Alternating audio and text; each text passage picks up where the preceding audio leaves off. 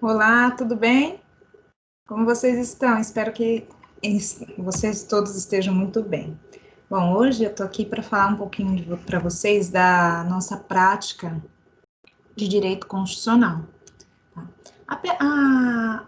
O caso é bem simples, a peça é bem simples mesmo, mas o objetivo nosso aqui, nessa peça inicial, é trabalharmos os direitos fundamentais. Então, o caso que foi posto para vocês é de uma jovem de 24 anos que mora numa cidadezinha do interior do estado do Ceará, tá?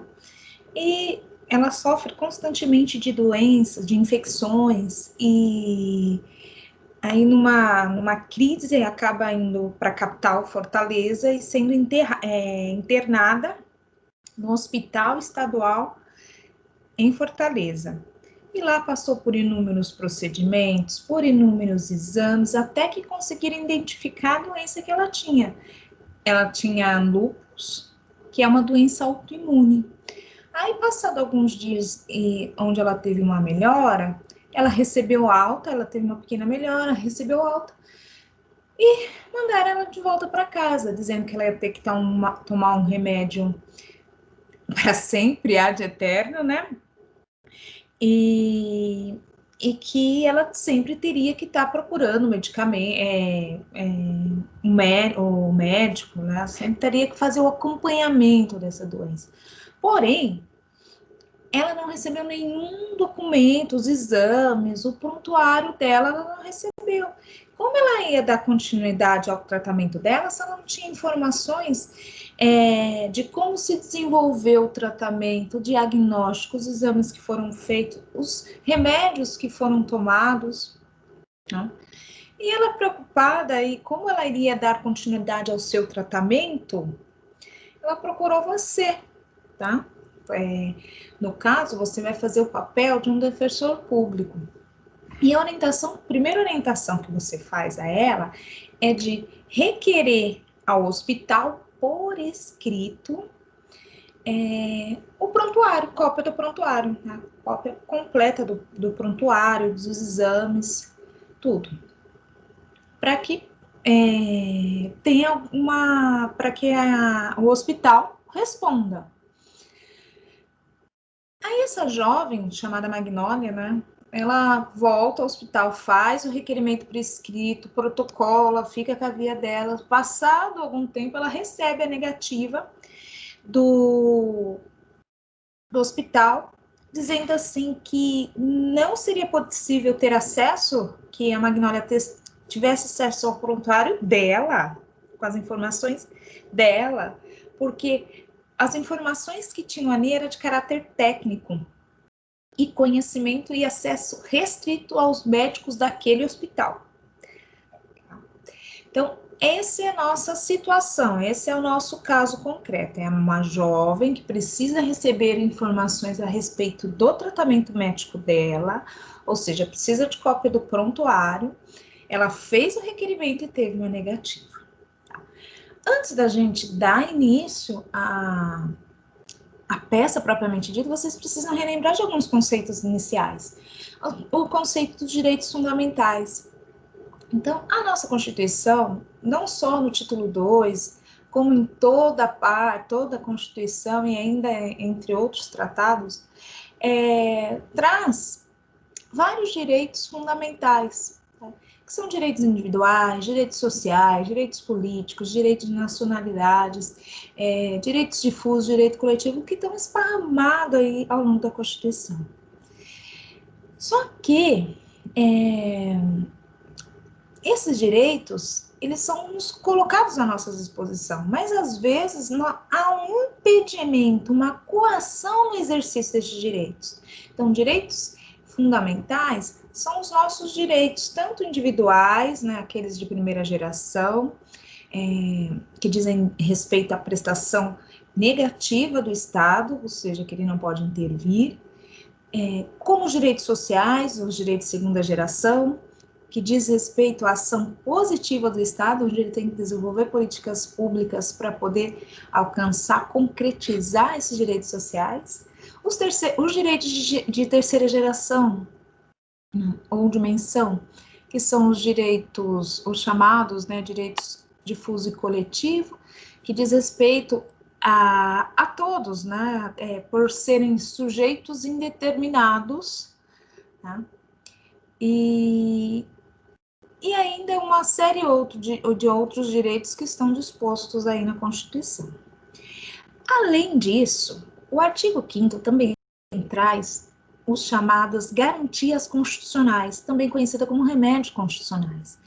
Esses são instrumentos, ou seja, são ações que nos valemos para poder fazer esses direitos fundamentais se concretizarem. Daí a grande diferença. Quando a gente fala em direitos e garantias fundamentais, nós estamos falando de direitos subjetivos da pessoa, certo?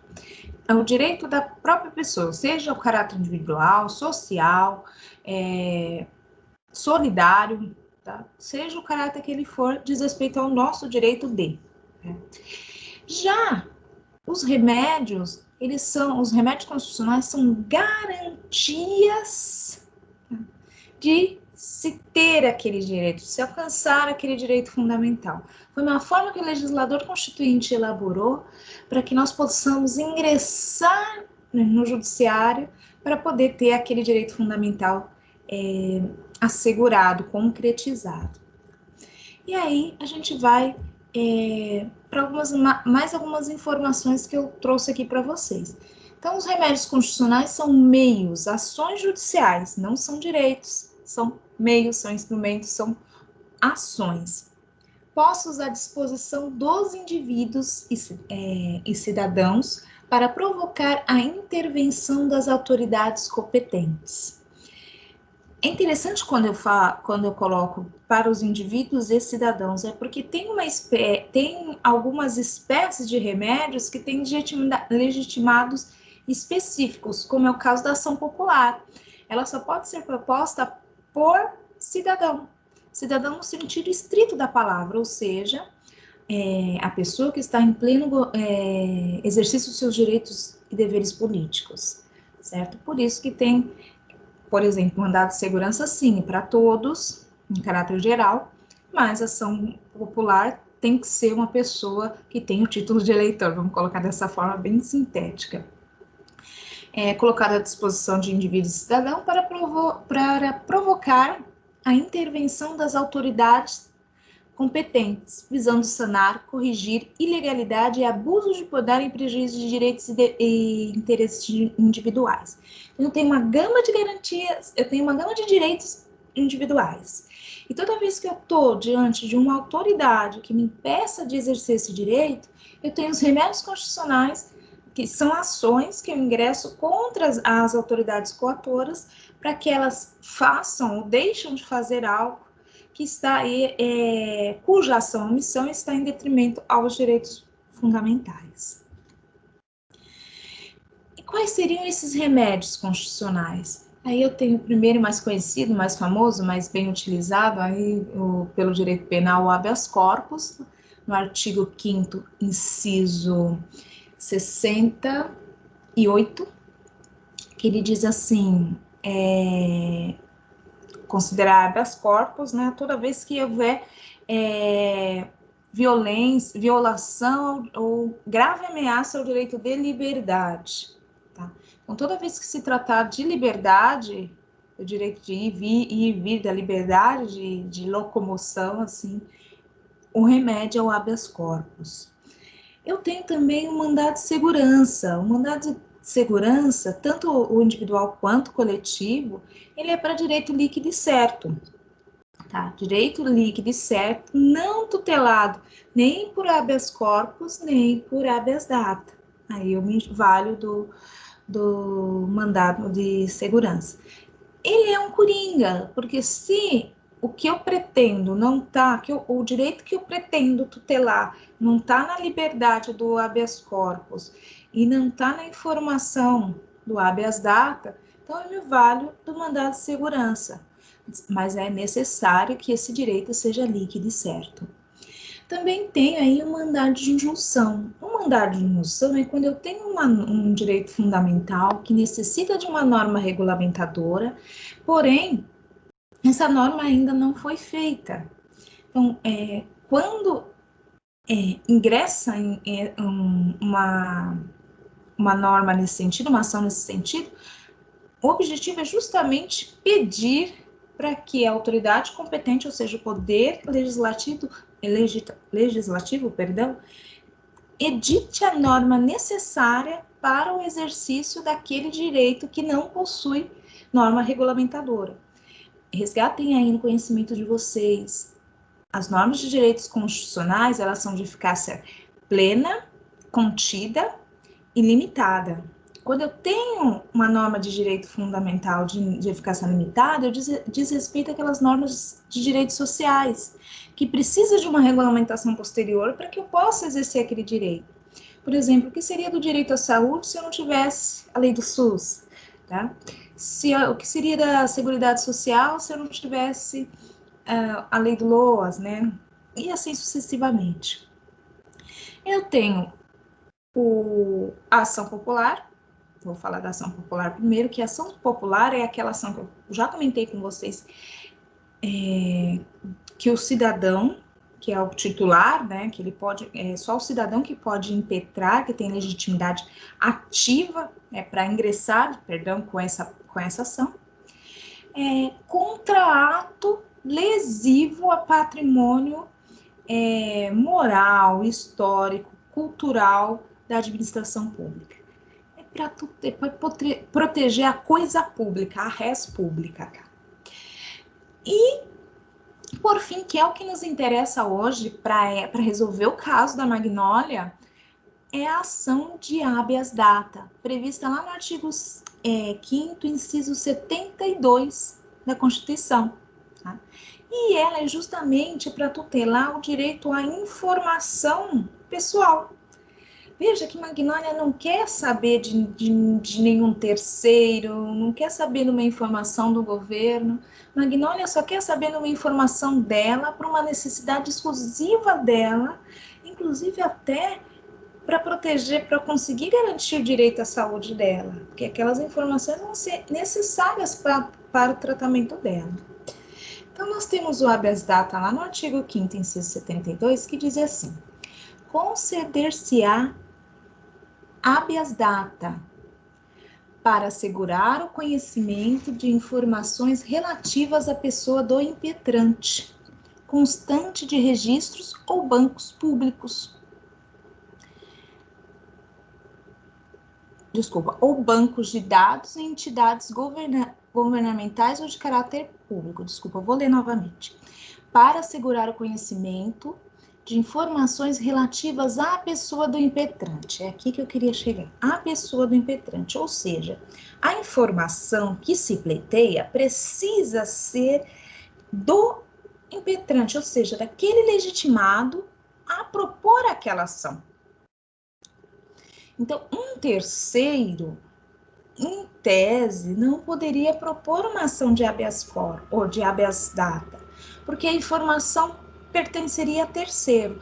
Eu falei em tese, porque o STF já decidiu que em determinados casos é possível sim que terceiro impetre um habeas data para informação de determinada pessoa. É o caso, por exemplo, das pessoas desaparecidas e das pessoas falecidas, onde o cônjuge sobrevivente ou os herdeiros poderão ingressar com a medida aí para justamente conhecer sobre o que aconteceu com aquela pessoa ou retificar uma informação daquela pessoa, daquele seu ente querido que faleceu.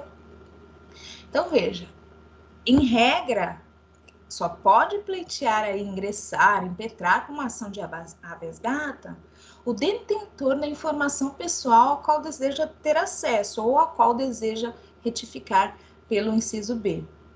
No entanto, o STF já decidiu, principalmente em virtude dos fatos que ocorreram na ditadura, que é possível que terceiro, terceiro herdeiro, o terceiro que seja cônjuge sobrevivente, venha ingressar com essa medida, com esse remédio constitucional, para adquirir informações ou retificar informações a respeito dos seus entes queridos.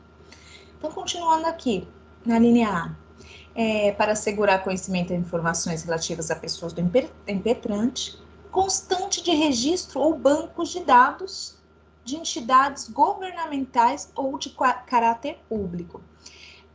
Veja, entidades governamentais fica fácil. Quando o órgão pertence à administração pública direta ou indireta, fica claro a questão quem é o legitimado passivo, ou seja, quem seria aí a autoridade coatora. No caso de Magnólia, é o Hospital Estadual de Fortaleza, certo?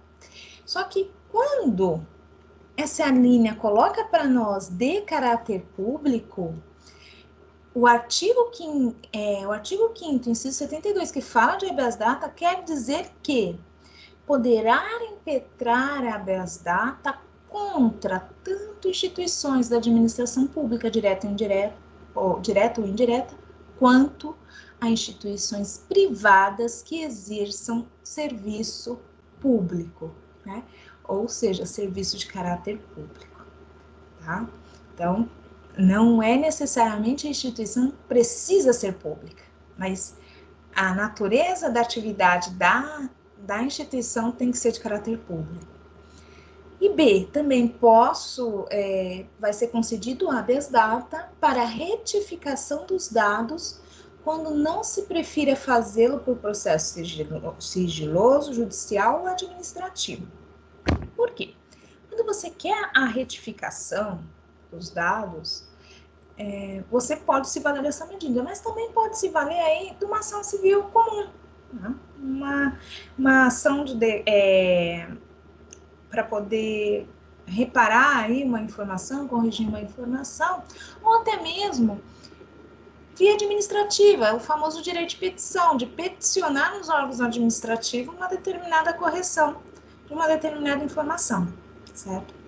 No caso aqui da Magnólia, o que ela pretende, a conduta que ela pretende, tá? Para alcançar o que ela pretende, nós precisamos ingressar com uma ação de habeas data com fundamento na linha A do artigo 72 da Constituição Federal, tá?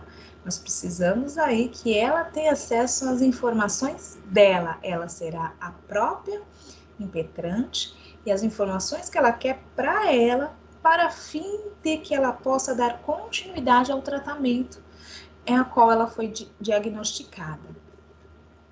Então, esse habeas data, ele tutela o direito fundamental à informação pessoal. Veja que não é uma informação de caráter público geral. A informação ali que se pretende no habeas data é justamente uma informação de caráter pessoal, que diz respeito especialmente à honra, à intimidade, à privacidade, constante de registro ou banco de dados de entidades governamentais ou de caráter público, ou ainda para retificar esses dados. Um conceito bem bacana disso foi até a LGPD que trouxe, né? São os famosos dados sensíveis, né? Que são dados que dizem respeito à vida privada da pessoa, à vida íntima da pessoa. E por ser desse caráter, né, previsto lá no artigo 5º, inciso 10, né, que diz respeito à personalidade, por possuir esse caráter, somente a pessoa pode ingressar com essa ação. Essa é uma ação de caráter personalíssimo. Somente o dono do direito à informação pessoal pode impetrar, ou seja, somente a pessoa, o impetrante só pode requerer informação ao seu respeito, salvo naqueles casos que eu falei para vocês, onde o STF aí, ele determinou que pode ser impetrante quando tiver aí a questão da pessoa falecida ou desaparecida. Ela é regulamentada, essa ação é regulamentada pela Lei 9.507 de 97. Vocês precisam ler, ela é uma lei curtinha, acho que 22, 23 artigos, bem sucinta, né? É uma ação isenta de custas, assim como todos os remédios constitucionais, já para poder ter essa proteção, e mesmo se não fosse, a gente podia pedir a gratuidade da justiça nos termos do CPC. Mais uma vez, obtenção de informação de caráter pessoal ou retificação desses dados, e o mais importante, é necessário a recusa do fornecimento dessas informações ou dessa retificação pela autoridade pública coatora. Então, não adianta você ir lá e solicitar verbalmente, porque você precisa, na ação de habeas data, ter a prova da negativa pela autoridade coatora, certo? Então, por isso que a Magnólia foi instruída a retornar ao hospital e requerer por escrito a cópia do seu prontuário, certo? Então, ela precisa do protocolo de requerimento e, se tiver a resposta, né? Se não tiver a resposta, passado 10 dias depois sem resposta, ela já pode ingressar aí um habeas data, mas no caso do exercício do proposto, ela teve a negativa, que foi do hospital, né, que diz que as informações lá só diziam respeito aos médicos daquele hospital, só eles poderiam ter acesso. A finalidade do habeas data é combater o uso abusivo dos dados obtidos por meios ilícitos, fraudulentos ou desleais, principalmente na época de ditadura, que nós passamos aí, tivemos vários dados sendo inseridos no sistema público aí, na plataforma de informações pública, em que não condiziam com a realidade. Ou foi uma interpretação aí abusiva, discriminatória, tá? A introdução, combater a introdução nesses registros dos chamados dados sensíveis correlatos à raça, à opinião política, filosófica, religiosa, filiação partidária, orientação sexual, porque são dados que dizem respeito à subjetividade da pessoa. E se eles estão colocados ali, eles podem ser colocados de maneira a segregar, a discriminar. Então, não são dados importantes que vão levar aí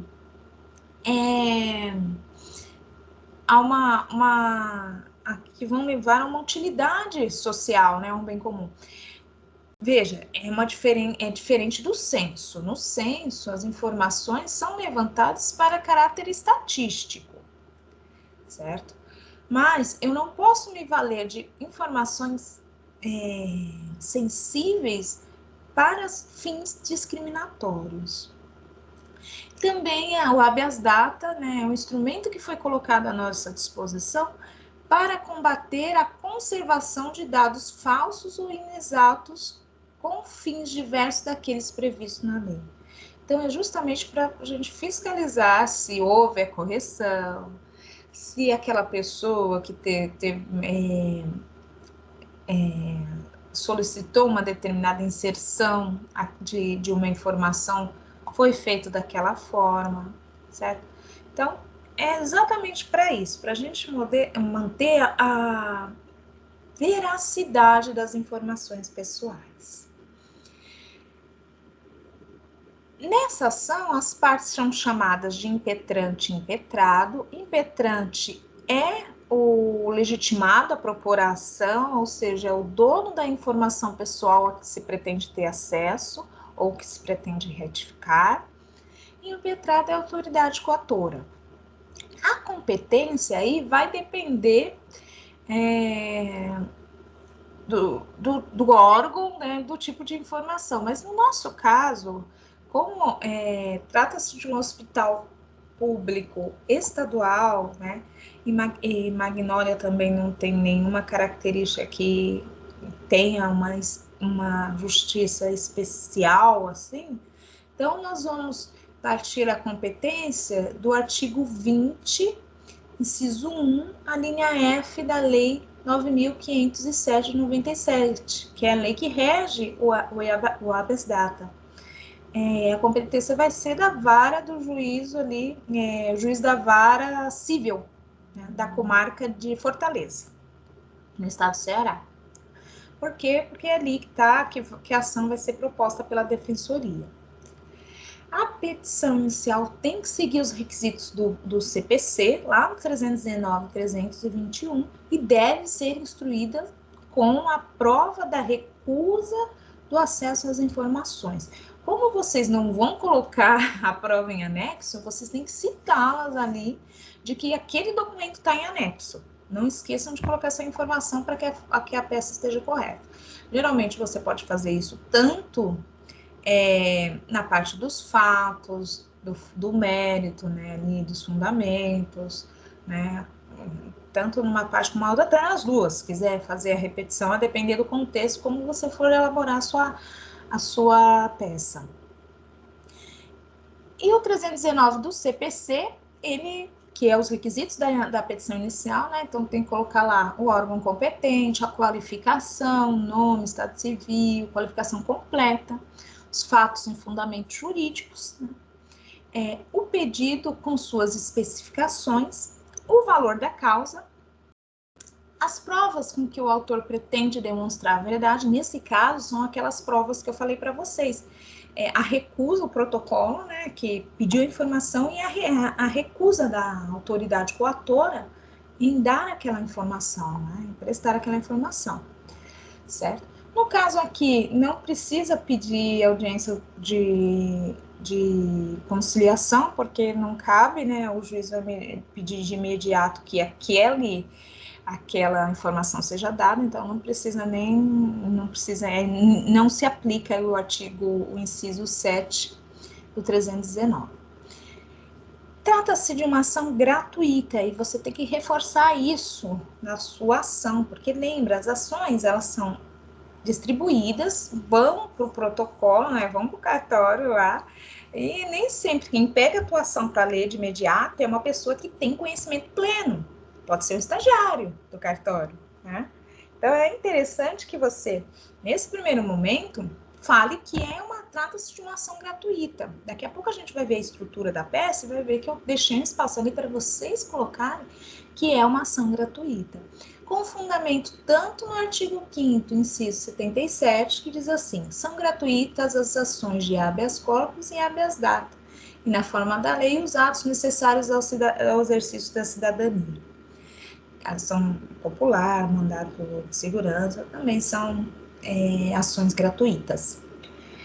E também no artigo 21 da Lei 9.507, que diz assim: são gratuitos o procedimento administrativo para acesso à informação e retificação dos dados, para anotação de justificação, bem como a ação de habeas data.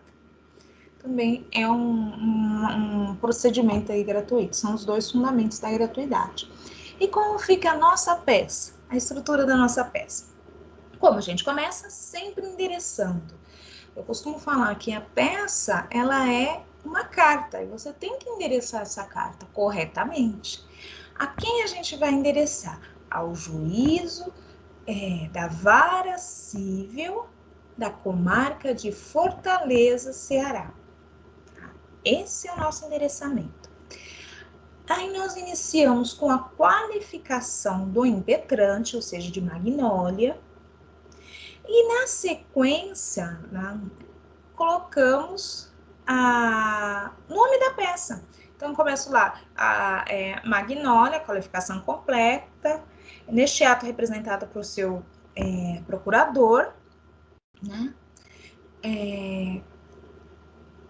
Com fundamento no artigo tal, venho respeitosamente a presença de Vossa Excelência, impetrar a ação de habeas data. A gente fala que é a identificação da peça e o fundamento. E logo abaixo que você colocou o nome, você em face de, tem que chamar a impetrada, né, e qualificar ela. Né, em face de, no caso, Hospital Estadual de Fortaleza. Né, nome da autoridade e qualificação da autoridade coatora. Aí vocês começam a colocar a peça em blocos. Então a gente tem essa introdução que é as qualificações, endereçamento e identificação da peça, depois a gente começa a separar por blocos. Então lá no item 1, colocamos da gratuidade e explicamos o porquê que aquela ação é gratuita. Conforme eu falei para vocês, tanto na Constituição quanto no artigo 21 na Lei 9.507, ela está falando que a ação é gratuita. Então, por lei, é gratuita. Não preciso colocar nem a declaração de necessidade, porque é natureza dessa lei ser gratuita. Aquela declaração que a gente coloca nas ações cíveis, sabe, de hipossuficiência, conforme previsto lá no Código de Processo, aqui você não precisa fazer esse tipo de prova, porque os artigos já dizem que é uma ação gratuita. O bloco 2, né, ou item 2, dá legitimidade ativa e passiva. Aí eu coloquei os artigos para vocês poderem fazer esse exercício de fundamentação para falar quem é o legitimado ativo e por que é legitimado ativo, certo? O legitimado passivo e por que é o legitimado passivo. Não é só para citar os nomes, mas dizer o porquê e o fundamento que eles estão nesses polos da demanda, certo? O item 3 dos fatos, né, diz respeito a tudo que aconteceu, desde Magnólia ter ficado doente, desde Magnólia ter saído da cidade dela, ter sido internada num hospital na capital, os procedimentos que ela passou. Depois de muito custo, ela conseguiu o diagnóstico, teve uma melhora, teve alta, depois não deram prontuário, aí, posteriormente ela requereu esse prontuário por escrito e teve a negativa, a resposta negando o acesso a esse prontuário sob a justificativa de. Aí a justificativa é justamente que o hospital diz que trata-se de informações que somente os médicos daquele hospital podem ter acesso. Então, dos fatos ingressa tudo. Então, principalmente a questão de ter requerido ao hospital prontuário e da resposta negativa, da recusa do hospital em entregar esse prontuário. Item 4, do caminhamento da ação. Aqui no item 4, o que você tem que fazer é, em 2 parágrafos, pode ser também, explicar por que cabe a ação de habeas datas, no caso de Magnólia. Qual é o direito fundamental ali que Magnólia não consegue exercer, que ela necessita dessa ação? No caso, o direito que Magnólia necessita ali exercer é o direito à informação, né? Se você quiser adocicar um pouquinho mais, né, e falar o porquê que ela precisa dessa informação, que é para o tratamento dela, dar continuidade ao tratamento de saúde dela, pode também. Mas o que não pode faltar é esse obstáculo ao direito de informação. 5, do mérito. Aí no mérito você vai adequar o fato à norma constitucional, tá? E a norma da Lei 9.507, certo? Então, no mérito a gente faz essa educação. Olha, ante a negativa da recusa, conforme indica o artigo tal, né, caberá habeas data no prazo tal. Então, vocês vão precisar fazer esse exercício de pegar o fato ocorrido e linkar ali com um artigo tanto da Constituição quanto da Lei 9.507. E aí eu tenho a penúltima parte, porque a última parte eu nem coloquei aqui, mas eu vou colocar agora para não esquecer. A penúltima parte é a parte dos pedidos. E na parte dos pedidos, aqui por ser uma ação bem específica, tá? Então ela tem aí os seus pedidos quase que específicos. Então, o que eu tenho aí? No caso da Magnólia, a gente quer informação, não quer retificar. Então, a gente precisa pedir, nos termos da Lei 9.507, a notificação da autoridade coatora, tá? Para que ela preste as informações necessárias.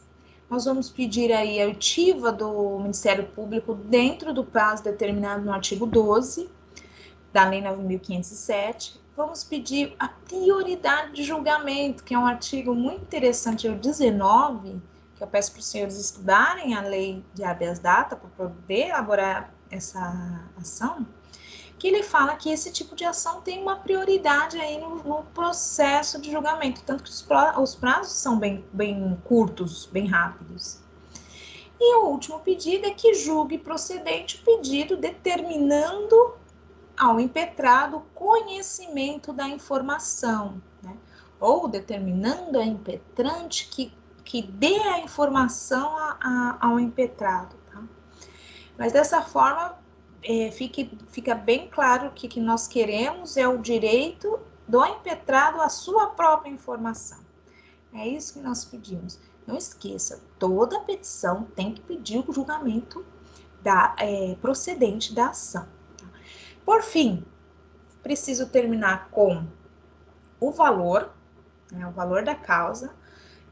Pode ser para meros efeitos fiscais, já que não tem um valor determinado aqui, aí um salário mínimo, R$ 1.000, para meros efeitos fiscais, e a data, local, data, número, nome, né, do advogado e o número da ordem, certo? E essa é a estrutura da nossa peça. Senhores, espero que tenha sido esclarecedora aí para vocês, que vocês possam conseguir elaborar uma boa petição. Me coloco à disposição de vocês para tirar eventuais dúvidas. Nesta quarta-feira, dia 16, vou estar fazendo um plantão das 11h30 ao meio-dia e das 18 às 18h30. Tá? Para quem quiser tirar dúvida sobre a elaboração da peça. Veja, precisa ter lido a peça, ter tentado desenvolver, ter assistido esse vídeo, para que eu possa virar um plantão e tirar uma dúvida específica e pontual para que eu possa ajudar, certo? Não vou elaborar a peça para vocês, mas eu vou estar à disposição para que vocês tirem qualquer dúvida a respeito dessa peça, certo?